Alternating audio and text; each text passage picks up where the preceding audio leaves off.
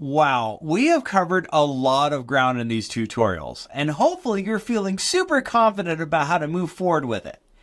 If you need some help along the way, we got your back. Inside of Trainual, you'll always find the question mark icon at the top of the page. If you click on that, it will take you to our Help Center. This is where we've curated all kinds of guides and articles and tutorials to help you learn each and every piece of the program. Now, if you're looking for some live help, click the chat bubble on the bottom of the page, and our product experts will be there to help you out, answer your questions, and get you back on the right track. Trainual University is a separate Trainual account that we will invite you to, where you will learn how to use Trainual by using Trainual. You'll learn all the functions and features and the strategy for using them.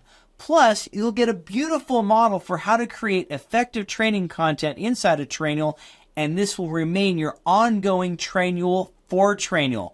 When we update the program, we'll update the Trainual University content, you'll get notified, and that way you can always stay on top of what's new in Trainual. Check out Trainual University. You'll see it in the link below.